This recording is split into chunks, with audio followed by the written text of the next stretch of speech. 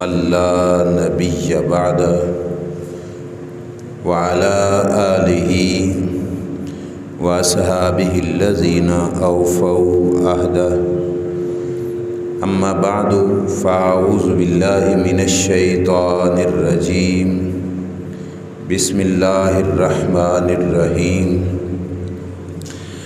لقد رضي الله عن المؤمنين إذ يبايعونك تحت الشجرة فعلم ما في قلوبهم فأنزل السكينة عليهم وأثابهم فتحا قريبا صدق الله العظيم إن الله وملائكته يصلون على النبي يا أيها الذين آمنوا صلوا عليه وسلموا تسلیما۔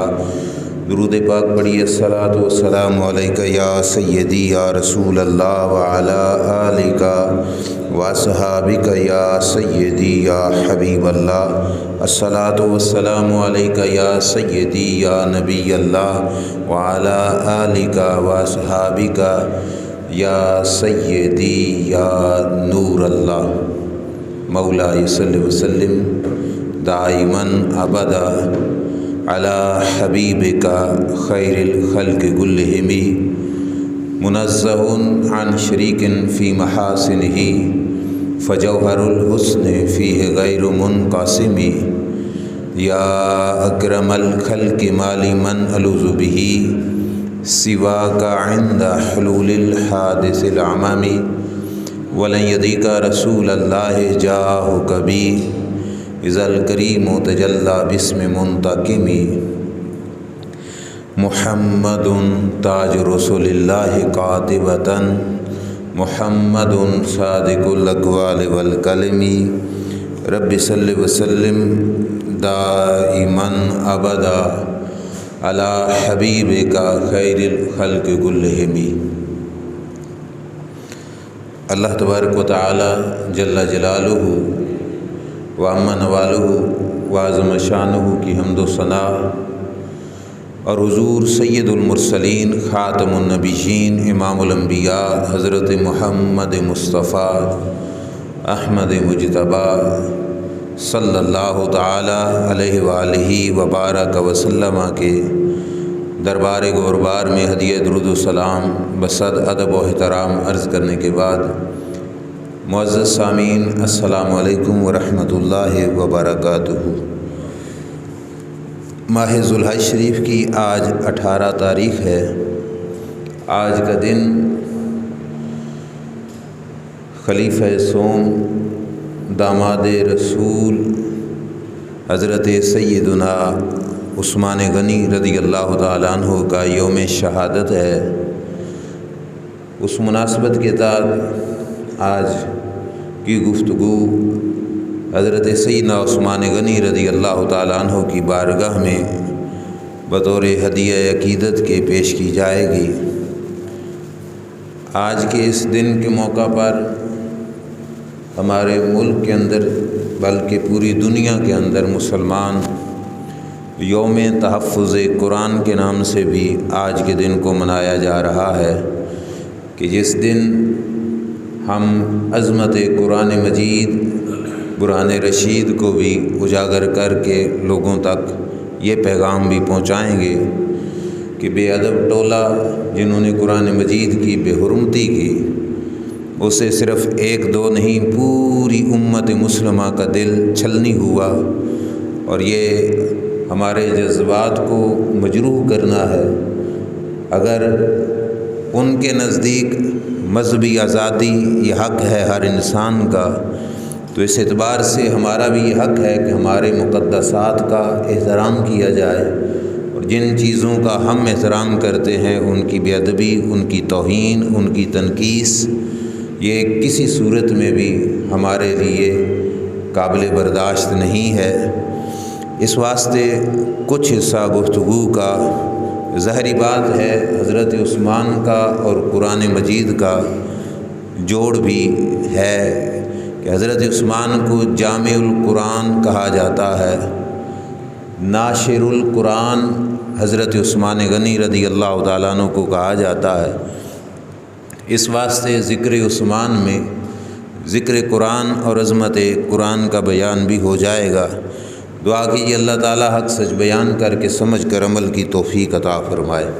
جس ہستی پاک کا ہم ذکر کرنے لگے ہیں، میں جب بھی کسی شخصیت کے بارے میں یہاں پہ گفتگو کرتا ہوں تو آغاز میں یہ بات ضرور کہتا ہوں، آج بھی کہنے لگا ہوں کہ ہم نے جس کسی کو بھی مانا ہے وہ صدقہ پیارے مصطفیٰ صلی اللہ علیہ وسلم کا مانا ہے۔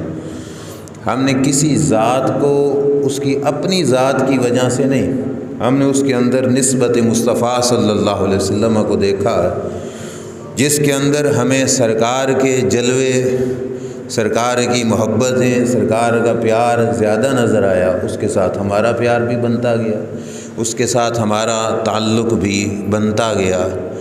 سیدنا عثمان غنی رضی اللہ تعالیٰ عنہ سے ہمیں پیار ہے، اس کی وجہ یہ ہے کہ اللہ کے رسول صلی اللہ علیہ وسلم کا ان کے ساتھ بہت ہی قرب کا رشتہ ہے، بہت نزدیکی رشتہ اور تعلق ہے حضرت عثمان غنی رضی اللہ تعالیٰ عنہ کے ساتھ نبی اکرم صلی اللہ تعالیٰ علیہ وآلہ وسلم کا۔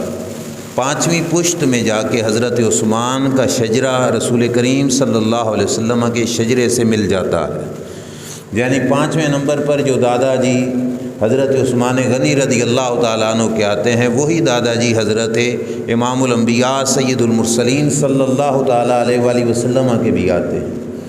تو اس اعتبار سے خاندان کے اندر بھی رسول کریم صلی اللہ علیہ وسلم کے ساتھ یہ نسبت ہے۔ اور پھر یہ بھی یاد رکھنا کہ صرف خاندانی نسبت ہوتی اور ایمان نہ لاتے تو پھر بھی ہم نے عثمان پاک کو کیا سمجھنا تھا۔ خاندان کی نسبت کے ساتھ ساتھ چونکہ ایمان بھی لائے، اس واسطے ہمارے دل کے اندر ان کا احترام، محبت بھی موجود ہے۔ خاندانی رشتہ، خاندانی نسبت تو حضرت امام الانبیاء صلی اللہ علیہ وسلم کے ساتھ ابو لہب کو بھی حاصل تھی، لیکن ایمان نہیں لایا نا حضور علیہ السلام پر، تو ہم نے اسے کچھ نہیں مانا۔ حضرت عثمان غنی رضی اللہ تعالیٰ عنہ کے ایمان کے بعد یہ رشتہ ہم بتاتے ہیں کہ سرکار کے ساتھ قرب کا ہے، مطلب ہے کہ ایمان بھی ہے اور ساتھ یہ رشتہ قرب والا، یہ ان کے ایمان کو مزید جو ہے 4 چاند لگا رہا ہے۔ دوسری طرف سے حضرت عثمان غنی جو اپنی ماں کی طرف سے جو رشتہ داری ہے حضور علیہ السلام سے، وہ بھی بڑی پیاری ہے، اور اس رشتہ داری میں جتنا قرب حضور علیہ السلام کے ساتھ حضرت عثمان کا بنتا ہے، اتنا ہی قرب مولا مرتضیٰ شیر خدا حضرت علی رضی اللہ تعالیٰ عنہ کا بھی حضرت عثمان کے ساتھ بنتا ہے۔ حضرت علی المرتضیٰ رضی اللہ تعالیٰ عنہ کی اور نبی اکرم صلی اللہ تعالیٰ علیہ وآلہ وسلم کی پھپھی ہیں، جن کا نام ہے ام حکیم بیضا۔ ام حکیم بیضا یہ حضرت عبد المطلب کی صاحبزادی ہیں۔ جب حضرت عبد المطلب کی صاحبزادی ہیں تو حضرت عبداللہ جو حضور کے والد ہیں، ان کی کیا لگی جا کے؟ بہن جا کے لگیں، تو رسول اللہ کی کیا بنی؟ پھوپھی۔ جناب ابو طالب جو مولا علی کے والد ہیں، ان کی بھی کیا جا کے لگیں؟ بہن۔ تو مولا علی کی بھی کیا لگیں؟ پھوپھی۔ یہ جو خاتون ہیں ام حکیم، جو رسول اللہ کی بھی پھوپھی ہیں، مولا علی کی بھی پھوپھی ہیں، یہ ام حکیم حضرت عثمان غنی رضی اللہ تعالی عنہ کی نانی جان ہیں، یعنی جو رسول کریم کی پھوپھی جان ہیں وہ حضرت عثمان غنی رضی اللہ تعالیٰ عنہ کی نانی جان ہیں۔ جو مولا علی کی پھوپھی جان ہیں وہ حضرت عثمان غنی رضی اللہ تعالیٰ عنہ کی نانی جان ہے۔ اب اس اعتبار سے بھی رشتہ سرکار کے ساتھ بھی بنا، اور جتنا والدہ کی طرف سے رشتہ حضور علیہ السلام کے ساتھ ملتا ہے، اتنی ہی رشتہ داری حضرت علی المرتضیٰ شیر خدا رضی اللہ تعالیٰ عنہ کے ساتھ بھی ملتی ہے۔ یہ تو رشتہ داری کا ایک خاندانی تعلق، اور پھر ایک خاص اعزاز رشتہ داری میں جو روئے زمین پر کسی اور کے حصے میں نہیں آیا، صرف حضرت عثمان کے حصے میں آیا۔ یہ جملہ ذرا تھوڑا گہرائی میں جا کے سوچو کہ کتنی بڑی شان ہے کہ روئے زمین پر کسی اور کے حصے میں یہ شان نہیں آئی جو حضرت عثمان کو ملی۔ وہ کیا شان ہے؟ وہ بھی حضور سے رشتہ داری میں۔ وہ کیا ہے؟ اللہ کے نبی کی 2 شہزادیاں صلی اللہ علیہ وسلم، آپ کی 2 صاحبزادیاں یکے بعد دیگر حضرت عثمان کے نکاح میں آئیں۔ اللہ کے نبی کی 2 بیٹیاں حضرت عثمان کے علاوہ روئے زمین پر کسی اور بندے کے حصے میں نہیں آئیں۔ حضرت عثمان کی ہی یہ شان ہے جن کو رسول کریم صلی اللہ علیہ وسلم نے اپنی 2 شہزادیوں کو کے رشتے سے نوازا۔ اور مزے کی بات یہ ہے کہ رسول کریم صلی اللہ تعالیٰ علیہ وسلم خود فرمایا کرتے تھے کہ یہ رشتہ میں نے فقط اپنی مرضی سے نہیں بلکہ اللہ کے حکم سے کیا ہے۔ اب یہ اللہ کے حکم سے ہونے والے رشتے کہ 2 شہزادیاں حضور علیہ السلام کی، اور اسی وجہ سے حضرت عثمان غنی رضی اللہ تعالیٰ عنہ کو ذو النورین کہا جاتا ہے۔ ذو النورین کا معنی ہے 2 نوروں والے، اور سرکار کی دونوں شہزادیوں کو نور سمجھ کر یہی لقب حضرت عثمان کو دیا گیا کہ عثمان ذو النورین ہیں، یعنی 2 نوروں والے ہیں، کہ اللہ کریم نے ان کے مقدر میں رسول کریم صلی اللہ علیہ وسلم کی 2 شہزادیاں لکھیں۔ پہلے نکاح حضرت سیدہ رقیہ رضی اللہ تعالیٰ عنہ کے ساتھ ہوا، حضرت عثمان کے ساتھ ان کا رشتہ ہو گیا۔ 2 ہجری کے اندر جس وقت جنگ بدر ہونے لگی، صحابہ اکرام علیہ رضوان نبی کریم علیہ السلام کے ساتھ بدر کے میدان کی طرف جا رہے تھے۔ حضرت عثمان بھی تیار تھے۔ رسول کریم صلی اللہ علیہ وسلم نے آرڈر دیا، عثمان تم نے بدر کے میدان میں نہیں جانا، گھر پہ رہو، تمہاری زوجاں بیمار ہیں، تم اپنی بیوی کی تیمارداری کرو، ان کی بیماری کے اندر ان کا دھیان رکھو۔ یہ مسئلہ بھی سنتے جانا، والدین ہوں یا انسان کے اہل بیت یعنی بیویاں بچے ہوں، ان کی دیکھ بھال کرنا اسلام اس کو پہلا درجہ دیتا ہے۔ آج کل اس کا دھیان نہیں رکھا جاتا۔ رسول کریم صلی اللہ علیہ وسلم کے پاس ایک شخص آیا جس نے آ کے عرض کی، یا رسول اللہ میں آپ کے ساتھ جہاد کے میدان میں جانا چاہتا ہوں۔ میرے نبی علیہ الصلوۃ والسلام نے فرمایا تیرے ماں اور باپ زندہ ہیں؟ اس نے عرض کیا جی ہاں۔ فرمایا جاؤ انہی کی خدمت کرو، تیرے لیے یہی جہاد ہے۔ یہاں پہ حضرت عثمان کی بیوی بیمار ہے تو رسول کریم صلی اللہ علیہ وسلم نے فرمایا تم بیوی کے پاس رہو، میدان بدر میں نہیں آنا۔ حضرت عثمان غنی رضی اللہ تعالیٰ عنہ کو روک دیا گیا۔ اس سے پتہ چلتا ہے کہ جہاد کے لیے بھی انسان کو پہلے اپنے گھر بار کا دیکھنا چاہیے کہ میرے گھر والوں کو میری کتنی ضرورت ہے۔ ہمارے ہاں یہ بہت بڑی کمزوری ہے دونوں طرف۔ ایک طبقہ تو وہ ہے کہ گھر میں ماں باپ بیمار ہیں، گھر میں بیوی بیمار ہے، بچے بیمار ہیں، اور وہ 40 دن کے لیے گھر سے باہر تبلیغی دورے پہ نکل گئے، کوئی سال کے لیے نکل گیا، کوئی 6 ماہ کے لیے نکل گیا۔ والدین کا اور اپنے گھر والوں کا دھیان رکھنا اس امر سے، اس دینی ذمہ داری سے زیادہ ضروری ہے۔ اور دوسری خرابی جو ہمارے اندر ہے وہ یہ ہے کہ والدین بوڑھے ہیں، خدمت کی ضرورت ہے، اور بیٹا جا کے اپنے پیروں کے آستانوں پہ جھاڑو لگا رہا ہے، اور گھر میں باپ کو پانی دینے والا بھی کوئی نہیں۔ اس مقام پر رسول کریم صلی اللہ علیہ وسلم کے حکم سے ہمیں سبق نظر آ رہا ہے کہ سرکار نے فرمایا عثمان بدر کے میدان میں نہیں جانا، گھر پہ رہو، تمہاری بیوی بیمار ہے، ان کی تیمارداری کرو، ان کی دیکھ بھال کرو۔ سرکار نے حضرت عثمان غنی رضی اللہ تعالیٰ عنہ کو گھر پہ روکا۔ اب مسئلہ یہ تھا، یہ تھی اسلام کی پہلی جنگ بدر کے میدان میں، اور صحابہ اکرام علیہ رضوان کے دلی جذبے تھے کہ ہمیں موقع ملے کہ ہم مکہ والوں سے جنگ کریں، لڑائی کریں۔ اور اس موقع پر حضرت عثمان غنی کو رسول کریم صلی اللہ علیہ وسلم نے روک دیا۔ ظاہری بات ہے دل کو ٹھیس تو پہنچی ہوگی، تکلیف محسوس ہوئی ہوگی کہ میں اس وقت کے انتظار میں تھا کہ کب موقع بنتا ہے، لیکن آج وقت آیا تو مجھے روک دیا گیا۔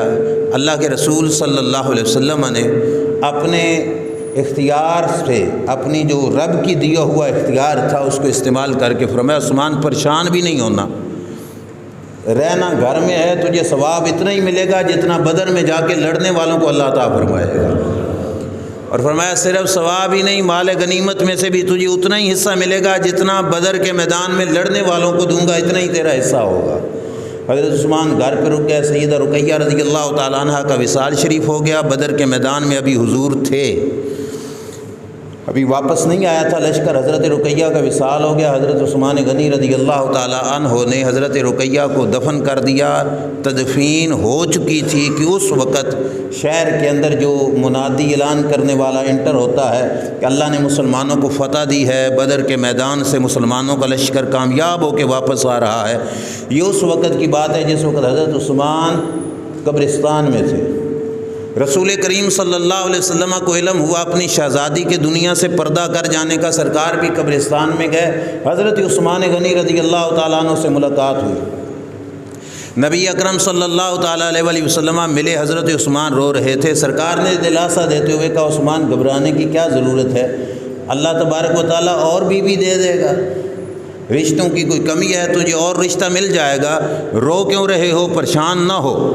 حضرت عثمان غنی رضی اللہ تعالیٰ عنہ نے عرض کیا یا رسول اللہ صلی اللہ علیہ وسلم رشتوں کی بے شک کوئی کمی نہیں، پر رونے کی وجہ یہ ہے کہ پہلے لوگ مجھے داماد رسول کہہ کے پکارتے تھے، آج رو رہا ہوں کہ مجھے داماد رسول نہیں کہا جائے گا۔ وہ سعادت جو آپ کے داماد ہونے والی تھی، وہ سعادت مجھ سے اس سے محروم ہو گیا ہوں۔ اللہ کے رسول نے وہیں کھڑے کھڑے کیا ارشاد فرمایا، فرمایا ان ھذا جبرائیل امرنی ان ازوج ابنتی بکا، فرمایا یہ جبریل میرے پاس آئے ہیں ابھی اور یہ مجھے اللہ کا حکم دے رہے ہیں کہ میں اپنی دوسری شہزادی ام کلثوم کا رشتہ بھی تیرے ساتھ کر دیتا ہوں۔ اب پنجابی کا ایک مشہور مقولہ ہے، لوگ کہتے ہیں جہندی دھی سکھی انہاں دا جگ سکھی، کہ جہندی دھی دکھی انہاں دا جگ دکھی۔ دلوں کے احساسات، ہر کسی کے جذبات ہوتے ہیں، اپنے باطن میں جھانک کے دیکھ لو۔ جس علاقے میں کسی کی بیٹی بہن بیاہ کے گئی ہو اور دکھی رہ رہی ہو، لوگ اس شہر کا منہ کرنا بھی گوارا نہیں کرتے۔ ایسے ہی ہے نا، بندے کو اتنا دکھ ہوتا ہے، ان لوگوں پہ اتنی تکلیف ہوتی ہے۔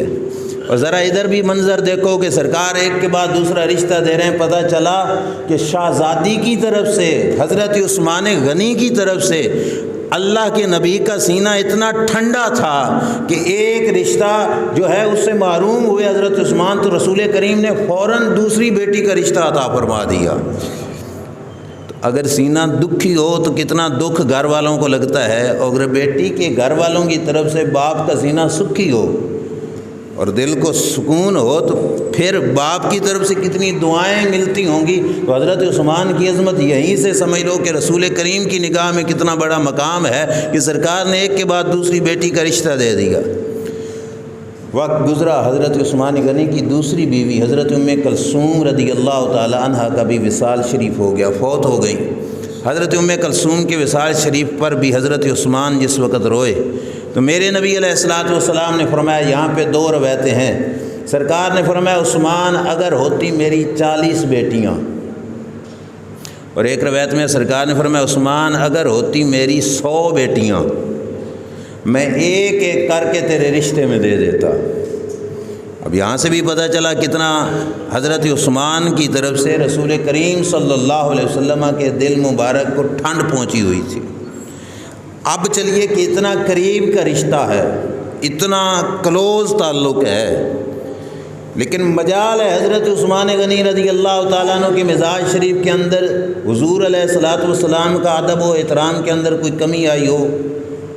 ہمارے لوگ کہتے ہیں نا کہ گھر دا پیر ہولا ہوندا، سنیا نا تسی یہ جملہ کہ گھر دا پیر ہولا ہوندا، تو حضرت عثمان تو حضور علیہ السلام کے اتنے کلوز گھر والے ہیں، لیکن اس کے باوجود ادب کا، احترام کا، محبت کا، تعظیم کا سلسلہ اتنا بلند ہے کہ ہم عام مسلمان ہیں، ہمارے خیال بھی اتنی بلند پرواز نہیں کر سکتے جتنا اللہ کریم نے محبت، تعظیم اور پیار کا جذبہ حضرت عثمان غنی کو عطا فرمایا تھا۔ سنیے لفظ حضرت عثمان غنی کی تعظیم کے حوالے سے حیران ہو جاؤ گے۔ آپ لوگ بھی بیعت کرتے ہو، اپنے پیر و مرشد کے ہاتھ میں ہاتھ دیتے ہو، بیعت کر لیتے ہیں، ہم بھی زیادہ سے زیادہ ہم بیعت کرنے کے بعد اپنے پیر کی نسبت اپنے نام کے ساتھ لگوانا شروع کر دیتے ہیں، یا بتا دیتے ہیں لوگوں کو کہ ہم ان کے مرید ہیں۔ یہ ذہن میں رکھنا، ہاتھ میں ہاتھ دینے کا بہت بڑا احترام ہوتا ہے، بہت بڑا مقام ہوتا ہے، اس کا لحاظ اور دھیان رکھنا بہت بڑی ذمہ داری ہوتی ہے۔ حضرت عثمان نے بھی بیعت کی تھی، لیکن ان کے مرشد کون تھے؟ دو عالم کے تاجدار صلی اللہ علیہ وسلم۔ سرکار کی جس وقت بیعت کی حضرت عثمان غنی نے، یہ دایاں ہاتھ حضور کے ہاتھ میں دیا۔ اب حضرت عثمان غنی رضی اللہ تعالیٰ عنہ اپنی زندگی میں فرمایا کرتے تھے کہ ما مسست فرجی بیمین منذ بایعت رسول اللہ صلی اللہ علیہ وسلم، فرمایا لوگو یہ ہاتھ جب سے اللہ کے رسول کے ہاتھ میں گیا ہے، وہ دن گیا آج کا آیا، اس دن کے بعد میں نے اپنا یہ ہاتھ اپنی شرم کی جگہ کو بھی نہیں لگایا۔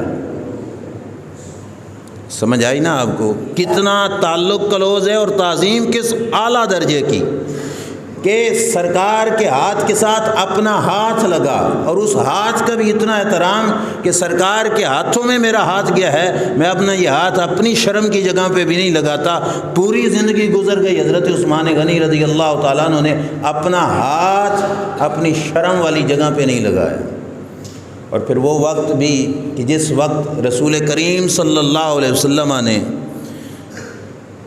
1400 صحابہ میں سے آپ رضی اللہ تعالیٰ عنہ پر اعتماد کر کے، سرکار حدیبیہ کے مقام پر تھے، پورا پس منظر عرض کروں کہ مکہ چھوڑ کر صحابہ مدینہ جس وقت گئے، اب ظاہری بات ہے جو حاجی یا عمرہ کرنے والا ایک بار حاضری دے کے آتا ہے، اس کے دل میں بھی بار بار تڑپ اٹھتی ہے کہ اللہ مجھے دوبارہ حاضری کی سعادت نصیب کرے۔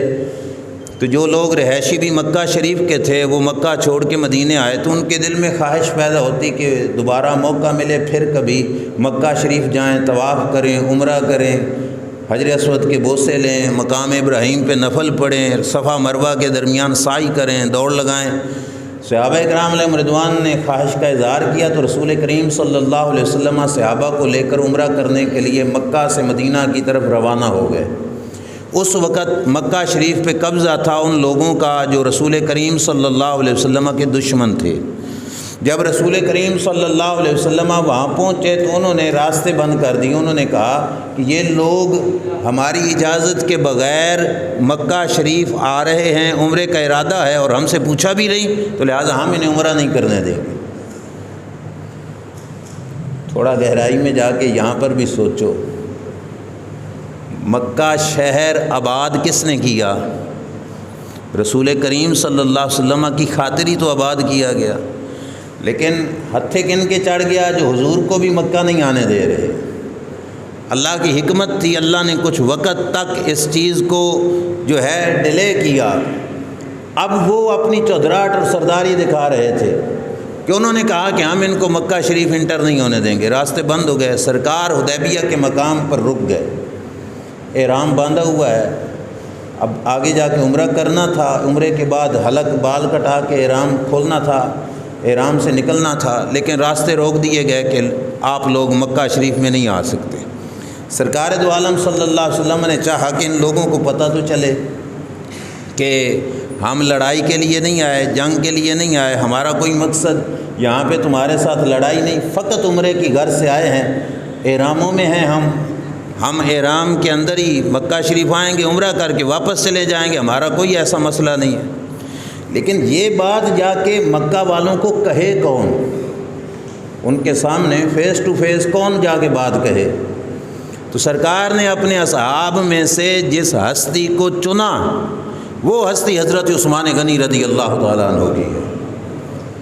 اب 1400 صحابہ ہیں، 1450 صحابہ اکرام علیہم رضوان ہیں، بلکہ یوں کہہ لیجئے کہ اس وقت کی کل امت مسلمہ، ٹوٹل مسلمانوں کی تعداد یہی تھی اس وقت میں۔ 1450 صحابہ اکرام علیہم رضوان ہیں رسول کریم صلی اللہ تعالیٰ علیہ وسلم کے ساتھ، ان میں سے سرکار نے چنا تو کن کو؟ حضرت عثمان غنی رضی اللہ تعالیٰ عنہ کو۔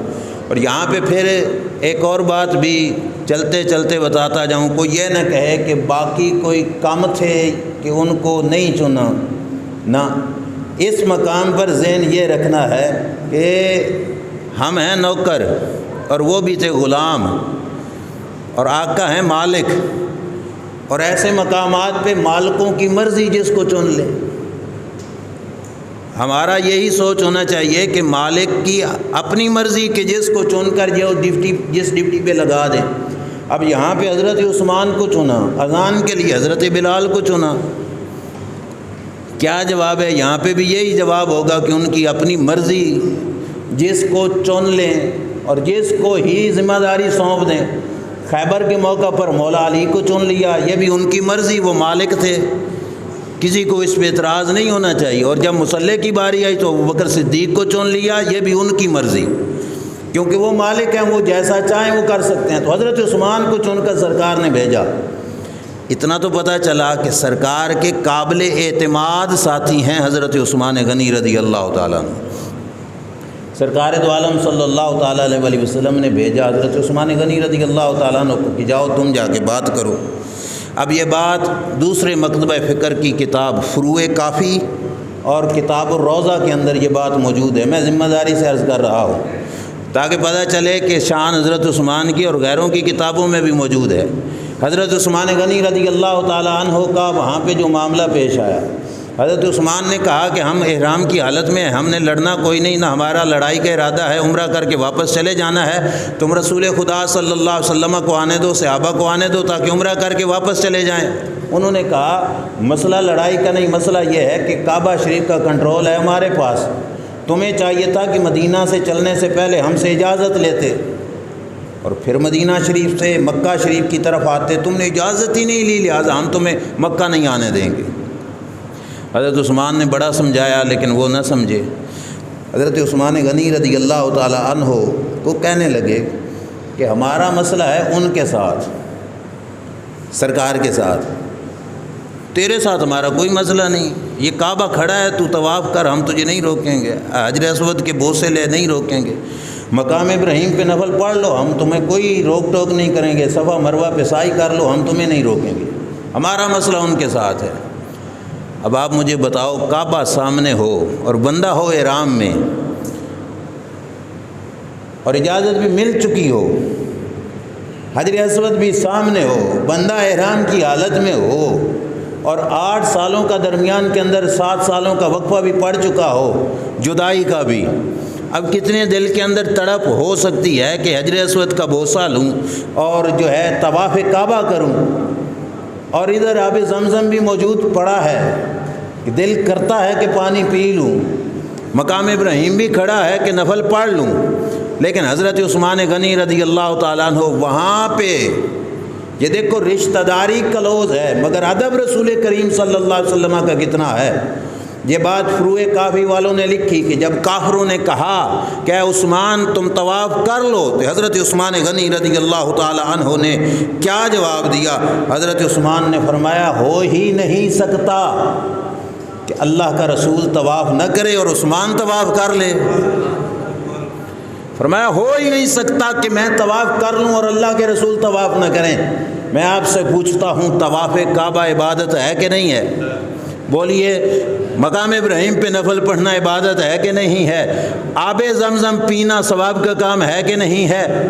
حجر اسود کا بوسہ لینا نیکی کا کام ہے کہ نہیں ہے؟ پر حضرت عثمان غنی رضی اللہ تعالیٰ عنہ بتا رہے ہیں ساری عبادتیں اپنی جگہ پہ، ساری نیکیاں اپنی جگہ پہ، سارے اچھے کام اپنی جگہ پہ اچھے ہیں، پر ہم رسول خدا کو چھوڑ کر کسی نیکی کے کرنے کے روادار نہیں۔ نیکی وہی نیکی بنتی ہے جو سرکار کی تابعداری میں کی جاتی ہے۔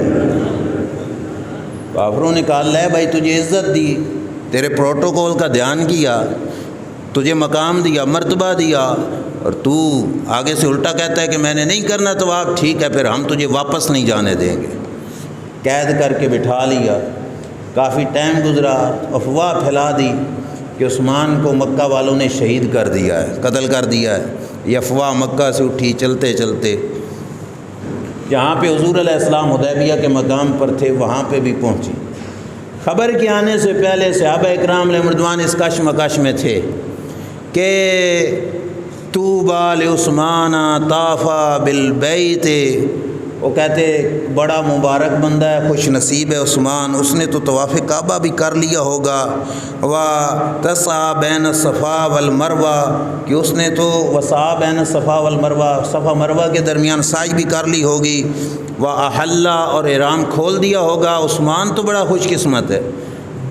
صحابہ یہ سمجھ رہے تھے کہ دیر کی وجہ یہ ہے کہ طواف کعبہ میں لگ گئے ہوں گے، صفا مروہ کی سعی ہو رہی ہوگی۔ اللہ کے رسول یوں ٹیک لگا کے بیٹھے تھے۔ جب چلتی چلتی بات کہ لوگ یہ کہہ رہے ہیں کہ حضرت عثمان طواف کعبہ کر رہے ہیں، سرکار یوں سیدھے ہو کے بیٹھے، اور سرکار نے فرمایا، یہ بھی فروع کافی کی عبارت ہے، سرکار نے فرمایا ما کان لعثمان ان یطوف بالبیت ورسول اللہ صلی اللہ علیہ وسلم لم یطوف۔ ادھر عثمان نے کیا جواب دیا، ادھر اللہ کے رسول کیا جواب دیتے ہیں؟ سرکار نے فرمایا عثمان کی یہ شان ہی نہیں کہ میرے بغیر کعبہ کا طواف کر لے۔ اور ترجمہ کروں نا، جیسے ما کان اللہ لیعذبہم کا کیا جاتا ہے، تو کیا مطلب بنے گا کہ عثمان کو جچتا ہی نہیں ہے کہ میرے بغیر کعبے کا طواف کر لے۔ یہ ہو ہی نہیں سکتا کہ میں نہ ہوں اور میرا عثمان کعبے کا طواف کر لے۔ اچھا، یہ بات ٹھیک ٹھاک ذہن میں بٹھانی ہے۔ ابھی آگے چلتے ہیں۔ کعبہ شریف کہاں، مقام حدیبیہ کہاں، سرکار کہاں، حضرت عثمان کہاں، ادھر سرکار نے بتا دیا کہ نہیں؟ جو جواب حضرت عثمان نے وہاں پہ دیا، یہاں پہ سرکار نے بتا دیا کہ نہیں؟ بولیے نا، بتا دیا نا کہ میرے بغیر میرا عثمان کعبہ کا طواف نہیں کرے گا۔ یہ بات ذہن میں رکھنا، پلٹ کے اس پہ آنا ہے ہم نے۔ رسول کریم صلی اللہ علیہ وسلم نے یہ بتا دیا، اب خبر آئی کہ حضرت عثمان کو شہید کر دیا گیا ہے، خبر پھیل گئی سب میں۔ اللہ کے رسول صلی اللہ تعالیٰ علیہ وسلم نے فرمایا آؤ صحابہ بیعت کرو۔ بیعت کا معنی ہے عہد کرو، وعدہ کرو۔ اس بات پر عہد کرو کیا کہ یا تو مکہ جاتے ہیں اور عثمان کے خون کا بدلہ لیں گے، یا پھر ہم بھی عثمان کی طرح اپنی جانیں قربان کر کے آئیں گے۔ سمجھ آ رہی ہے؟ سرکار نے کیا فرمایا؟ اے بیعت کرو میرے ہاتھ پر کہ مکہ جا کر یا تو عثمان کے خون کا بدلہ لیں گے، یا پھر ہم بھی عثمان کی طرح اپنی جانیں بھی قربان کر کے آئیں گے۔ سرکار نے ہاتھ آگے کر دیا۔ اب آپ مجھے بتاؤ، اللہ کے رسول مانگیں بیعت اور کون ہے جو بیعت نہیں کرے گا؟ سارے صحابہ تیار ہو گئے۔ اور یہ بھی سنتے جانا، پہلے بھی جنگیں ہوتی رہیں لیکن جنگوں پر بیعت سرکار موت کی نہیں لیتے تھے، یہی بیعت ہوتی تھی کہ آؤ جنگ میں جاتے ہیں، لڑتے ہیں، جا کے مقابلہ کرتے ہیں، جہاد کرتے ہیں۔ لیکن آج بیعت موت کی لی جا رہی ہے کہ یا تو مر جائیں گے عثمان کی طرح، شہید ہو جائیں گے، یا پھر خون عثمان کا بدلہ لیں گے۔ سرکار نے ہاتھ رکھا، باری باری صحابہ بیعت کر رہے ہیں، اور بندے ہیں 1400 یا 1450، 1450۔ اب خود بتاؤ کہ کتنا ٹائم لگے گا؟ 1400 بندے سے بیعت کرنی ہے، ہر بندہ باری باری۔ سرکار نے یہ ہاتھ آگے کیا ہوا ہے، دیر لگنی تھی، بازو مبارک تھک جانا تھا۔ صحابہ اس تھکاوٹ کا احساس کرتے ہوئے نیچے سے ٹیکیں دے رہے ہیں کہ سرکار کے بازو مبارک کو تکلیف محسوس نہ ہو، سہارا دے رہے ہیں، ٹیکیں دے رہے ہیں، اور صحابہ آ کے حضور علیہ الصلوۃ والسلام کی بیعت کرتے جا رہے ہیں۔ سب نے بیعت کی۔ آخر پہ سرکار دو عالم صلی اللہ تعالیٰ علیہ وسلم نے فرمایا یہ ہاتھ ہے میرا، اور دوسرے ہاتھ کے بارے میں فرمایا یہ ہاتھ ہے عثمان کا۔ فرمایا تسی تے بیعت کر لئی نا، فرمایا اب میں عثمان کی طرف سے بھی بیعت کرتا ہوں۔ سمجھ آ رہی ہے نا؟ بیعت لے کون رہے ہیں؟ سرکار۔ حضرت عثمان موقع پہ موجود نہیں ہیں، اور اللہ کے رسول صلی اللہ علیہ وسلم نے باقیوں کی بیعت لے کے فرمایا یہ ہاتھ ہے میرا، اور دوسرے ہاتھ کے بارے میں فرمایا یہ ہاتھ ہے عثمان کا۔ فرمایا میں خود عثمان کی طرف سے بیعت کرتا ہوں، وہی بیعت رضوان۔ سرکار نے اپنے ہاتھ پہ ہاتھ رکھ کے بیعت کی۔ اب بیعت مکمل ہو گئی۔ سوال یہ ہے، کچھ لوگوں نے کہا کہ اگر اللہ کے رسول کو پتہ ہوتا معاذ اللہ ثم معاذ اللہ کہ عثمان شہید نہیں ہوئے تو یہاں پہ بیعت کیوں لے رہے تھے؟ قتل کی تو افواہ ہی پھیلی تھی نا، عثمان پاک شہید تو نہیں ہوئے تھے۔ سوال ہو گیا کہ اگر رسول کریم کو پتہ ہوتا کہ عثمان پاک زندہ ہیں تو حضرت عثمان کی زندگی کے باوجود سرکار یہ بیعت کیوں لے رہے ہیں؟ آپ کو سوال سمجھ آیا نا؟ جواب سنو، اب واپس پلٹو جہاں جو بات میں نے آپ کے ذہن میں روکی تھی۔ حضرت عثمان کے طواف نہ کرنے کی خبر کس نے دی تھی؟ بولیے۔ لوگوں نے تو کہا نا کہ طواف کر لیا ہوگا، تو سرکار نے کیا فرمایا تھا کہ میرا عثمان میرے بغیر کعبہ کا طواف؟ اے خبر سرکار نے دیتی۔ جن کی نگاہوں سے عثمان کے جذبات نہیں چھپ سکتے، ان کی نگاہوں سے عثمان کی ذات کیسے چھپ سکتی ہے؟ سرکار کو پتہ تھا کہ میرا عثمان زندہ ہے، وجہ یہ تھی کہ افواہ پھیل چکی تھی کہ عثمان پاک کو شہید کر دیا گیا۔ اگر اس بات کو اگنور کیا جاتا تو کوئی بندہ یہ کہتا کہ عثمان کی تو یہی اہمیت ہے حضور علیہ السلام کے دربار میں کہ قتل کی افواہ بات سن کر بھی سرکار نے کچھ بھی نہیں کیا۔ سرکار بتانا چاہتے تھے کہ دنیا کو پتہ چل جائے نگاہ مصطفیٰ میں عثمان کی قدر و قیمت یہ ہے، ساری دنیا کے مسلمان ایک طرف، اکیلا عثمان ایک طرف۔ سرکار نے ساری دنیا کے مسلمانوں سے بیعت لی، فرمایا وعدہ کرو یا تو عثمان کی طرح شہید ہو جائیں گے یا خون عثمان کا بدلہ لیں گے۔ بتایا کہ لوگوں میں اپنی نگاہ میں عثمان کو ساری دنیا کے خون سے بھی زیادہ قیمتی سمجھتا ہوں۔ اس واسطے سرکار نے بیعت لی۔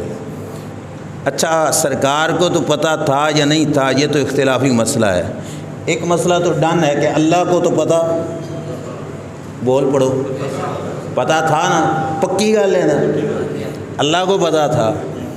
جب سرکار بیعت لینا شروع کرتے ہیں تو اللہ ہی بھیج دیتا جبریل کو کہ جاؤ بتا کے آؤ کہ اب کوئی ضرورت نہیں بیعت لینے کی، عثمان زندہ ہے۔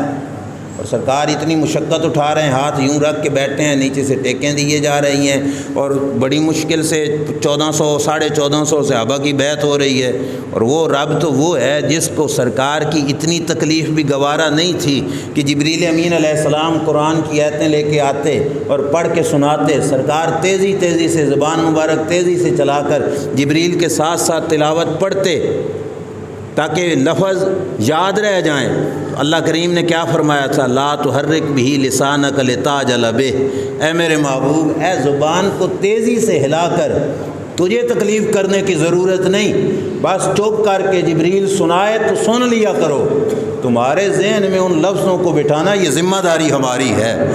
جس رب کو اپنے یار کی اتنی سی تکلیف گوارا نہیں، وہ 1400 کی بیعت پر رب کیوں نہیں بھیجا حضرت جبریل کو کہ جا کے بتا کے آؤ؟ یہاں پہ کہو گے تو وہ کہیں گے حکمتیں تھیں، اگر حکمت جو رب کی تھی وہ حکمت رب کے رسول کی بھی تھی۔ سرکار بھی بتانا چاہتے تھے کہ لوگوں کو پتہ چلے کہ عثمان کے خون کا مقام کیا ہے نگاہ مصطفیٰ صلی اللہ تعالیٰ علیہ وسلم میں۔ باقی یہ بھی ہے کہ یہاں پہ جو مخلص صحابہ حضور کے ساتھ تھے اللہ نے ان کو اعزاز بھی تو بخشنا تھا نا۔ جو آیت کریمہ میں نے خطبے میں پڑھی، جب بیعت ہو گئی سب نے محبت کا اظہار کر دیا تو اللہ نے آیت اتاری لقد رضی اللہ عن المؤمنین۔ لقد کا معنی ہے کہ مجھے میری ذات کی قسم، اللہ فرما رہا ہے مجھے میری ذات کی قسم کہ میں مومنوں سے راضی ہو گیا ہوں۔ میں مومنین سے احرام باندھا اس وقت، عمرے کے لیے نکلے اس وقت، عمرے کے لیے مکہ شریف کا سفر کیا اس وقت نہیں، اللہ نے آگے مقام بھی بتایا کس وقت کی بات ہے۔ اذ یبایعونک تحت الشجرہ، اے محبوب جس وقت درخت کے نیچے بیٹھ کر سارے صحابہ تیرے ہاتھ پر بیعت کر رہے تھے خون عثمان کا بدلہ لینے کے لیے، اور میں ان کے اس عمل پر میں راضی ہو گیا ہوں ان سے۔ اور یہ پوچھو نا کسی اللہ والے سے کہ رضائے خدا کا مقام کیا ہے، ہم جیسوں کو کیا پتہ کہ رضائے خدا کتنی قیمتی چیز ہے۔ وہی بات ہے جس چیز کو چکھا نہ ہو اس کی لذت کی خبر ہی کیا ہے۔ جن کو لذت رضائے خدا کی مل جاتی ہے وہ اپنے بچوں کے گلوں پہ چھری بھی پھیر کر رضائے خدا ملے نا، وہ چھری پھیرنا گوارا کر لیتے ہیں پر رب کی رضا ڈھونڈتے ہیں۔ اور یہ کتنے خوش نصیب لوگ ہیں کہ رب ذوالجلال نے باقاعدہ سرٹیفکیٹ دے دیا کہ محبوب ہو گئی نا تیری بیعت، رضی اللہ عن المؤمنین، اللہ ان مومنوں سے راضی ہو گیا کہ تیری بیعت کر لی۔ اور آگے کیا فرمایا؟ فعلم ما فی قلوبہم، اے محبوب ان میں سے کسی نے بھی اوپر سے نہیں بیعت کی، سارے ڈڈو کی تھی تے دلوں کی تھی۔ تو سمجھ لگی؟ جن کے خلوص کی گواہی رب دے رہا ہے اس کے خلوص پہ شک کسی بے ایمان کو ہی ہو سکتا ہے، رب رحمان کے بندے کو نہیں ہو سکتا۔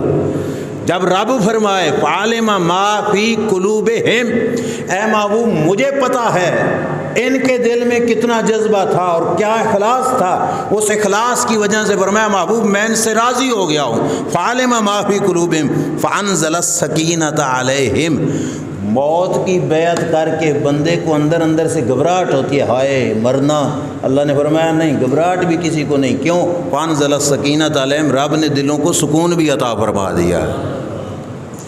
اے اخلاص پر مشتمل تھی بیعت۔ اب آگے اللہ نے کیا فرمایا؟ وَأَصَابَهُمْ فَتْحًا قَرِيبًا، آجت مکہ نہیں نہ جان دیں دے تو محبوب اس اخلاص والی بیعت کے صدقے سے ان قریب میں مکہ کی فتح تمہیں عطا فرماؤں گا۔ ان کی اس مخلصانہ بیعت پر آگے اللہ نے کیا فرمایا؟ 1400 بیعت حضور کی کر رہے ہیں، آخر پہ سرکار اپنے ہاتھ پہ عثمان کا ہاتھ بنا کے رکھ کے فرما رہے ہیں یہ ہاتھ عثمان کا ہے، میں عثمان کی طرف سے بیعت کر رہا ہوں۔ یہاں تک تو بیعت زمین پہ ہو رہی تھی، آگے اللہ نے کیا فرمایا؟ ان الذین یبایعونک انما یبایعون اللہ۔ اے محبوب ہے 1400 کو بتا دو جنہوں نے تیرے ہاتھ پہ بیعت کی، یہ فقط تیرا ہاتھ نہیں، ایسے سمجھیں کہ انہوں نے رب سے بیعت کی ہے۔ کیوں؟ ید اللہ فوق ایدیہم، فرمایا محبوب ان کے ہاتھ نیچے تھے، رب کا دست قدرت ان کے اوپر تھا۔ اب 1400 کے ہاتھ پر کیا رب کا ہاتھ آیا کہ نہیں؟ دست قدرت، اللہ ہاتھ اس طرح کے ہاتھ سے پاک ہے، دست قدرت۔ تو یہ بیعت کس کی ہو گئی؟ صحابہ نے کس کی بیعت کی؟ اب ایک مسئلہ ذہن کو حاضر رکھ کے بتانا، پیر کامل ہو، مرید شیطان کے ہتھے چڑھ سکتا ہے؟ بولیے۔ فٹ پاتھوں پہ بیٹھے ہوئے ننگے پیروں کی نہیں بات کر رہا میں، کامل پیر کی، کامل فقیر کی بات کر رہا ہوں، علی حجویری جیسا ہو یا باب فرید جیسا ہو، کامل فقیر کی بات کر رہا ہوں۔ کامل فقیر کے ہاتھ میں کسی نے ہاتھ دیا ہو، شیطان اسے گمراہ کر سکتا ہے بھلا؟ اونچا بولیے۔ شیطان کے ہتھے وہ چڑھ سکتا ہے؟ اور اگر کسی پیر کا مرید شیطان کے ہتھے چڑھ جائے کیا کہا جائے گا؟ پیر کامل نہیں تھا، کوئی کمزوری تھی کہ شیطان اس پیر کے ہاتھ سے مرید کو کھینچ کے لے گیا۔ انج گل ہے کہ نہیں؟ یہ بات ذہن میں رکھو۔ اب مجھے بتاؤ، اے جڑے 1400 پہ بیعت کر دینے، یہ بیعت رسول کریم کے ہاتھ پہ ہے ظاہری، حقیقت میں بیعت کس کی ہے؟ اللہ کی بیعت ہے۔ اب بڑے دل کے کانوں سے سننا، جب بیعت ہو گئی اللہ کی، اللہ کے ساتھ تعلق جڑ گیا، عام پیر کامل کے ہاتھ میں ہاتھ دینے والا شیطان کے ہتھے نہیں چڑھتا، اور جو چڑھ جائے کہا جاتا ہے اس کا پیر کامل نہیں ہے۔ قربان جاؤں صحابہ اکرام علیہ رضوان کی عظمت پر کہ جنہوں نے بیعت رسول کریم کے واسطے سے کی، اور بیعت پہنچی کہاں؟ اللہ تک۔ اب اس بندے کے بارے میں سوچو جو کہتا ہے کہ یہ صحابہ معاذ اللہ مخلص نہیں تھے یا یہ مرتد ہو گئے معاذ اللہ حضور علیہ السلام کے وصال کے بعد، اس بندے کو سوچنا چاہیے کہ اگر کسی پیر کا مرید شیطان کے ہتھے چڑھ جائے تو لازم ہوتا ہے کہ پیر میں نقص ہے، رب کے ہاتھ میں دست قدرت میں ہاتھ دے کے بیعت کرنے والے 1400 صحابہ اگر رسول کریم کے وصال کے بعد مرتد ہو گئے، پھر کمزوری رسول کی ہوگی، صحابہ کی ہوگی یا رب پہ بات جائے گی؟ کہاں تک بات کو لے جا رہے ہو؟ خبردار ایسا نہیں کہنا۔ ہمارا یہ عقیدہ ہے ایک نہیں کروڑوں شیطان بھی ٹیل لگا لیں، میرے نبی کے صحابہ کو گمراہ کر سکتے نہیں ہیں۔ کیوں؟ کیونکہ ان کا ہاتھ رسول کے ہاتھ میں، اور رسول کے ہاتھ کی وجہ سے ان کا ہاتھ رب کے ہاتھ میں۔ جنہوں نے یہ سمجھا نا کہ شیطان پھر بھی چھک کے لے گیا، تو ہمارے استاد محترم فرمایا کرتے تھے پھر چھڈو اور اللہ دا کلمہ شیطان نہیں پڑھو، پھر شیطان ڈاڈا ہویا نا، اللہ کے دست قدرت سے کھینچ کے لے گیا، رب قابو بھی نہ رکھ سکیا معاذ اللہ، تو پھر شیطان کا کلمہ پڑھو سیدھا، پھر ڈاڈا تو شیطان نو من بیٹھے۔ ہم کہتے ہیں کہ رب کی قدرتیں ایسی ہیں کہ ایک نہیں ساری دنیا کٹی ہو جائے، اللہ کے دست قدرت سے کسی کو چھڑا سکتے نہیں ہیں۔ ان کے ہاتھ پر اللہ کا ہاتھ، اللہ نے فرمایا میں راضی ہو گیا، میں نے ان کے دل کے حال کو جان لیا، اور انہوں نے بیعت کس سے کی؟ اللہ رب العزت سے بیعت کی ہے۔ اللہ کریم یہ رضا کا سرٹیفکیٹ دینا چاہتا تھا، اس واسطے حضرت عثمان غنی رضی اللہ تعالیٰ عنہ کے وصال کی فقط افواہ پر بھی سرکار دو عالم صلی اللہ علیہ وسلم نے بیعت رضوان فرمائی۔ وقت بہت تھوڑا ہے اور ختم ہونے کے قریب جا رہا ہے، میں حضرت عثمان غنی رضی اللہ تعالیٰ عنہ کی طرف واپس پلٹتا ہوں۔ یہ بیعت رضوان حضرت عثمان غنی رضی اللہ تعالیٰ عنہ کی اس اعتبار سے بھی سرکار دو عالم صلی اللہ علیہ وسلم نے انہی کی عظمت کا پرچار کیا۔ اب واپس پلٹیے، حضرت عثمان غنی کو یہ بھی سعادت حاصل ہے کہ سرکار نے فرمایا تھا لکل نبی رفیق و رفیقی فی الجنت عثمان، فرمایا ہر نبی کا اللہ نے جنت میں کوئی نہ کوئی نوکر بنایا ہے، اور جنت میں میری قرب میں رہ کر میری نوکری کرنے والا میرا عثمان غنی ہوگا۔ یہ سعادت بھی حضرت عثمان غنی رضی اللہ تعالیٰ عنہ کے حصے میں آئی۔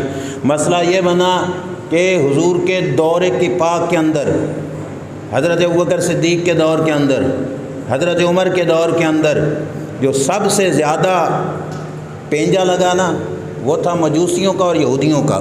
کن کا؟ مجوسیوں کا اور یہودیوں کا۔ روم مجوسیوں کے پاس تھا اور خیبر یہودیوں کے پاس تھا۔ خیبر میں سے ٹھیک ٹھاک یہودیوں کی کٹائی ہوئی، بھگا دیا گیا، مجوسیوں کی بھی کٹائی ہوئی۔ یہ مجوسی اور یہودی مل کر گینگ بنا ان کا۔ اب یہ بات توجہ سے آخر تک یہ ربط کے ساتھ لے کے چلنا ہے، غور کرنا۔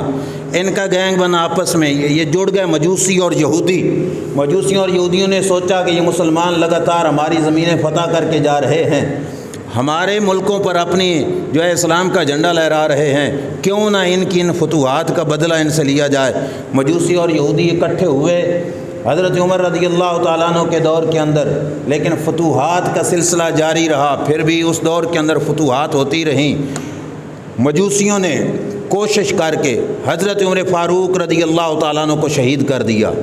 حضرت عمر شہید ہوئے، بعد میں خلیفہ بنے حضرت عثمان غنی رضی اللہ تعالیٰ عنہ۔ مجوسیوں اور یہودیوں نے سوچا بھائی اب مسلمان کمزور پڑ جائیں گے، لیکن حضرت عثمان کے دور حکومت میں بھی فتوحات کا سلسلہ اسی طرح جاری رہا جیسا کہ حضرت عمر کے دور میں تھا۔ اب ان دونوں پارٹیوں نے سر جوڑے، اور سر جوڑ کے انہوں نے کہا اب بندے مارنے سے کام نہیں بنتا، اے دشمن کی سازش آج تک بھی یہی چل رہی ہے۔ انہوں نے کہا مجوسیوں یہودیوں نے بندے مارنے سے کام نہیں چلتا، عمر کو شہید کیا ہے لیکن فتوحات تو پھر بھی جاری ہیں۔ مجوسیوں یہودیوں نے پلاننگ کی ایسا کرو کہ مسلمانوں کو آپس میں لڑاؤ، مسلمانوں کو۔ اے بھائی اے ہی وجہ جے آج تک ہم آپس کی لڑائیوں سے فارغ ہوتے ہی نہیں کہ ہم غیروں کو کیا جواب دیں۔ انہوں نے قرآن جلائے، ہم کیا جواب دیں؟ ہم آپس کی لڑائیوں میں پڑے ہوئے ہیں، آپس میں لڑا دیا۔ یہودیوں مجوسیوں نے سوچا کہ آپس میں لڑاؤ ان کو، تاکہ یہ مسلمانوں کی فتوحات کا سلسلہ ختم ہو، اور یہودیوں سے اور مجوسیوں سے جو زمینیں مسلمانوں کے ہتھے آئیں ان کا بدلہ لیا جائے، آپس میں ان کی لڑائیاں ہو جائیں۔ جس وقت آپس میں لڑیں گے تو پھر ہم سکون کے ساتھ بیٹھ جائیں گے۔ اور یہ ذہن میں رکھنا، قرآن کی بے ادبی اوپن طور پہ ہوئی، ساری امت مسلمہ احتجاج کر رہی ہے۔ میں نے اس موقع پر پیغام بھی یہی دینا تھا کہ اس سے بڑھ کر ہمارا ٹارگٹ الحاد ہے۔ سوشل میڈیا پہ آپ جا کے دیکھیں کہ کتنی بے ادبی اللہ کے قرآن کی، اللہ کے دین کی، اللہ کے نبی کی ملحد طبقہ کر رہا ہے۔ میری زبان پہ اگر اعتبار کرو، میں ممبر پہ بیٹھا ہوں اور اللہ کی قسم اٹھا کے کہتا ہوں میں لفظوں میں وہ بے ادبی بیان ہی نہیں کر سکتا جتنی ملحد کر رہے ہیں۔ سچی بات ہے، سوشل میڈیا پہ دیکھ کر بندے کا خون گرم ہونا شروع ہو جاتا ہے جتنی بے ادبی ملحد کر رہے ہیں۔ ہمیں آپس میں لڑا کر ملحد اپنا کام کیے جا رہے ہیں، اور مسلمانوں کے خلاف، دین کے خلاف، اللہ کے رسول کے خلاف، اللہ کے جو ہے نبی علیہ السلام کے خلاف، یہ سارا کچھ ٹارگٹ الحاد نے، ملحدین نے بنایا ہوا ہے۔ ہمارا نوجوان طبقہ یونیورسٹی اور کالجز میں جانے والا، سوشل میڈیا پہ کھیلنے والا، ملحدین کے الحادی سوچوں سے متاثر ہو کر طرح طرح کے اعتراضات اس کے ذہنوں میں پائے جاتے ہیں۔ قرآن کریم کی جو بے ادبی اوپن ہوئی وہ ظاہر میں ہے، باطن میں ملحد صرف قرآن کی نہیں، ہمارے پورے دین کے مقدسات کی توہین کر رہا ہے۔ ہمارا مطالبہ فقط قرآن تک نہیں، ہم پورے دین کے مقدسات کے احترام کا جذبہ رکھتے ہیں۔ ہم تو وہ لوگ ہیں جو کسی چادر اور کپڑے کی نسبت بھی اللہ کے گھر سے ہو جائے ہم اس کا بھی ادب کرتے ہیں۔ پنجے ہے کہ نہیں؟ چادر پر کوئی بار ڈال کر شادی بیاہ کے موقعوں پر جوتوں سمیت اس پہ چڑھے گا بھلا؟ ہم تو وہ لوگ ہیں جن کے نزدیک رب کے گھر قبلہ کی طرف جس مسجد کا محراب ہو جائے ہم تو اس کے فرش کا بھی احترام کرتے ہیں، اس کی مٹی کا بھی احترام کرتے ہیں۔ بہرحال ہمارے مقدسات کی توہین یہ مسلمانوں کے لیے بہت بڑے جو ہے جذبات کو مجروح کرنے والی بات ہے۔ جوابی طور پر ہمارا جواب یہی ہونا چاہیے کہ ہم اپنی زندگی کو قرآن کی تابعداری میں لگا دیں۔ بیان دے دیے، فیس بک پہ پوسٹیں اپلوڈ کر دیں، کسی نے کچھ کہا، کسی نے کچھ کہا، کسی نے کیا ہو تو میں اس کو سلام پیش کرتا ہوں، ذرا اپنے باطن میں ہر ایک جھانکے۔ ہماری تلاوت پہلے سے بڑی ہے بھلا؟ کوئی پہلے نہ کرتا ہو اور توہین کے بعد اس نے شروع کر دی ہو کہ میں پڑھتا ہوں قرآن، بڑا بڑی ہے۔ کوئی ایک رکوع پڑھتا تھا تو اس نے 2 پڑھنے شروع کر دی ہوں۔ ہم خود ہلنے جلنے کے بھی قریب نہیں آتے اور منہ سے بس احتجاج کر رہے ہیں۔ اس احتجاج کا کیا فائدہ؟ محافظ قرآن تب بنیں گے جب قرآن کی عظمت ہمارے گھروں میں بھی زندہ ہوگی۔ ہمارے گھر میں قرآن مجید کی عظمت کا زندہ ہونا اسی صورت میں ہوگا کہ ہمارا پیدا ہونے والا بچہ سمجھے کہ میرے باپ کے دل میں قرآن مجید کا کتنا احترام ہے، میری ماں کے دل میں قرآن مجید کا کتنا احترام ہے، اور اس بچے کو یہ پتہ ہو کہ قرآن مجید کی اہمیت میرے والدین کے دل کے اندر کتنی ہے۔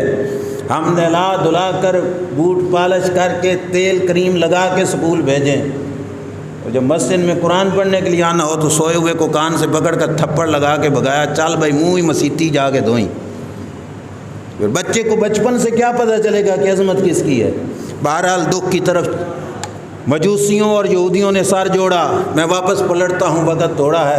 انہوں نے کہا ان کو آپس میں لڑاؤ۔ آپس میں لڑانے کے لیے انہوں نے کہا کہ حضرت عثمان کے گورنر مختلف علاقوں میں ہیں، ان کی اپنے پاس سے شکایتیں بنا کے لگاؤ، جھوٹی ہوں گی، جب ثبوت نہیں ملے گا تو ان کے خلاف کوئی اقدام نہیں کریں گے، جب اقدام نہیں کریں گے تو اہل علاقہ کو لڑا دینا کہ دیکھو تم نے شکایت بھی لگائی اور تمہارا کچھ بھی نہ بنا۔ الحاصل یہ کہ یہ سازش ان کی کامیاب ہوئی اس حد تک کہ کچھ اپنے ہی اٹھ کے کھڑے ہو گئے حضرت عثمان غنی رضی اللہ تعالیٰ عنہ کے خلاف، اور حضرت عثمان غنی رضی اللہ تعالیٰ عنہ کو شہید کرنے پہ آ گئے۔ میں نے بہت اختصار کیا کیونکہ وقت بہت کم رہتا ہے۔ حضرت عثمان کے گھر مبارک کا محاصرہ کر لیا گیا، پانی مبارک حضرت عثمان غنی رضی اللہ تعالیٰ عنہ کا بند کر دیا گیا۔ اہل سنت کی کتابیں پڑھنے سے پہلے میں دوسرے مکتبہ فکر کی کتاب کا حوالہ دے دوں، بلکہ پہلے اپنی کتاب امام جلال الدین سیوطی نے جو تاریخ الخلفاء کے اندر لکھا، وہاں پہ کیا ہے کہ حضرت عثمان غنی رضی اللہ تعالیٰ عنہ نے جس وقت کچھ لوگ مخالف ہوئے اور گھیرا کر کے ان کا ارادہ تھا کہ حضرت عثمان کو شہید کیا جائے، حضرت عثمان اپنے گھر کی دیوار سے یوں سر نکالتے ہیں۔ دل کے کانوں سے سننا، حضرت عثمان غنی رضی اللہ تعالیٰ عنہ نے سر اٹھایا اور سر نکال کے کیا فرمایا؟ فرمایا افیکم علی رضی اللہ تعالیٰ عنہ۔ جملے پہ غور کرنا۔ فرمایا میرے خلاف اٹھ کے آنے والوں تواڈے وچ علی بھی ہے رضی اللہ تعالیٰ عنہ۔ اگر آپ اس کی حقیقت کو نہیں پہنچے اس لیے آپ کی آواز نہیں نکلی، وجہ یہ تھی کہ حضرت عثمان بتانا چاہتے تھے کہ پتہ تو چلے نا حق پہ کون ہے، یہ دکھانا چاہتے تھے کہ افیکم علی، یہ تسی حق تے ہو، تو پھر تواڈے نال رل کے علی میرے خلاف آیا ہونا۔ پوچھا کیا تمہارے اندر علی ہے؟ انہوں نے کہا نہیں۔ حضرت عثمان مطمئن ہو گئے، پتہ چلا میں ہی حق پر ہوں، یہ حق پہ یہ ہوتے تو علی ان کے ساتھ ہوتے نا، تو پتہ چلا یہ ہیں جھوٹے جو میرے قتل کا پروپیگنڈا کر رہے ہیں۔ آج زندگی کے آخری دنوں میں حضرت عثمان کے دل میں مولا علی کی محبت، عقیدت، احترام کس قدر ہے کہ حق کا معیار سمجھتے ہیں ذات علی المرتضیٰ رضی اللہ تعالیٰ عنہ کو، کہ پوچھ رہے ہیں او بتانے والوں، میرے گھر کا گھیرا کرنے والا بتاؤ تمہارے اندر علی ہے؟ انہوں نے کہا نہیں۔ پھر حضرت عثمان غنی رضی اللہ تعالیٰ عنہ نے پھر پوچھا، فرمایا یہ بتاؤ تمہارے اندر حضرت سعد ہیں عشرہ مبشرہ والے؟ انہوں نے کہا نہیں۔ پھر حضرت عثمان غنی رضی اللہ تعالیٰ عنہ نے فرمایا الا احد یبلغ علی فیسقینا ما، فرمایا کوئی بندہ ہوئے جڑا علی پاک نو جا کے دسے کہ عثمان پیاسا ہے کہ میرا علی مجھے پانی پلائے۔ دیکھو اتنے بڑے مجمع میں، اتنی زیادہ آبادی میں عثمان پاک کی نظر کہاں پہ پہنچ رہی ہے کہ میری حالت کو علی پاک کو جا کے بتائے۔ حضرت علی المرتضیٰ رضی اللہ تعالیٰ عنہ کو پیغام پہنچایا گیا۔ حضرت علی المرتضیٰ رضی اللہ تعالیٰ عنہ نے 3 مشقیں بھیجیں پانی سے بھر کر، لیکن باغیوں نے ظلم کیا، مشقوں پہ تیر چلائے، مشقیں پھٹ گئیں اور پانی وہاں پہ گر گیا۔ جس وقت حضرت علی المرتضیٰ رضی اللہ تعالیٰ عنہ کو پتہ چلا تو حضرت علی نے پوچھا عثمان پاک کے قتل کا ارادہ کر چکے ہیں یہ لوگ؟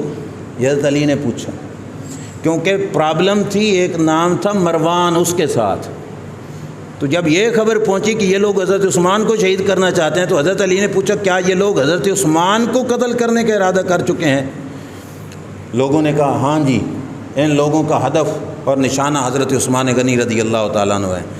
اب سنی تیرا سینہ ٹھنڈا ہوگا۔ مزے کی بات یہ ہے کہ ہمارے ایک ہاتھ میں دامن ہے محبت صحابہ کا اور ایک ہاتھ میں دامن ہے محبت اہل بیت کا۔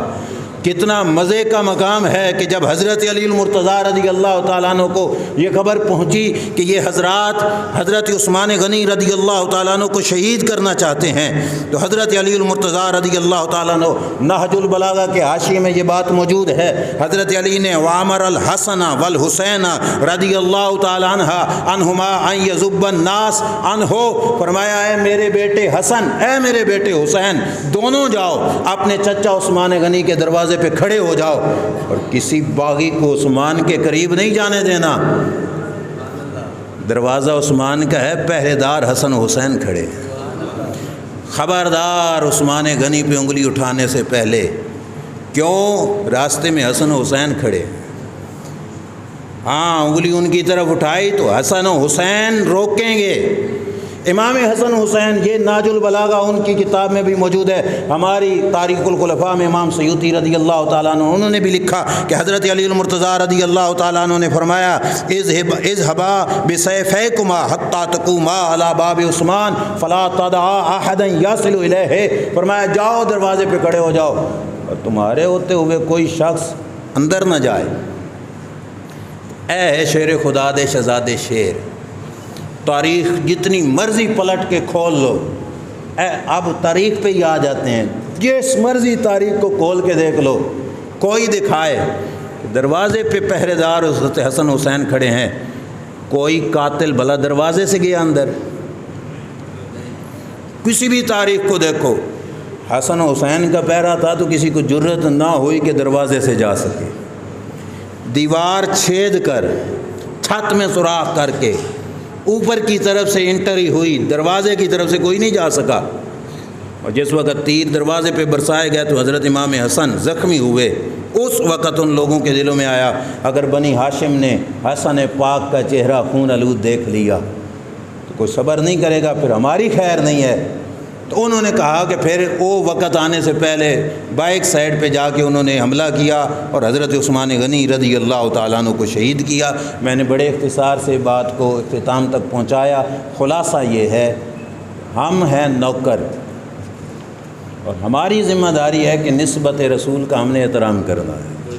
وہ نسبت مصطفیٰ ہمیں آل میں نظر آئے وہاں پہ بھی سر جھکا دینا ہے، ہمیں اصحاب میں نظر آئے وہاں پہ بھی سر کو جھکا دینا ہے۔ یہ نوکر ہونے کے ناطے، غلام ہونے کے ناطے ہمارا حق بنتا ہے۔ کسی مقام پر چوں چرا کرنا یہ ہمارا ہی حق نہیں۔ پنجابی والے کہتے ہیں نا نوکر کے تے نخرا کے، یہ سائیں آکھیا بلال نال محبت کرو تو ہمارا سر وہاں پہ بھی جھک جانا چاہیے، نہیں ویکھنا کہ رنگ دا کالا حبشی نہیں۔ کیوں؟ مالکاں دی مرضی، جنہوں نے جس کے پیچھے لگا دی۔ جو مالکوں نے کہا صدیق سے پیار کرنا ہے تو سر وہاں پہ بھی جھکا دینا ہے، جو مالکوں نے کہا حسن حسین کے سے بھی پیار رکھنا ہے تو سر وہاں پہ بھی جھکا دینا ہے۔ ہمارا حق نہیں بنتا کہ ہم کسی مقام سے سر کو ہٹا کر ادھر ادھر ہونے کی کوشش کریں۔ حضرت عثمان کی شہادت 18 ذوالحج شریف کی ہوئی اور یہ اتفاق سمجھو یا اللہ تعالیٰ کی قدرت کا ایک خاص ہمارے لیے سبق سمجھو کہ آج بھی 18 ذوالحج ہے، اس وقت بھی جمعے کا دن تھا، آج بھی جمعہ شریف کا دن ہے۔ اللہ تبارک و تعالیٰ میری حاضری قبول فرمائے اور اللہ کریم جل شانہ ہم کو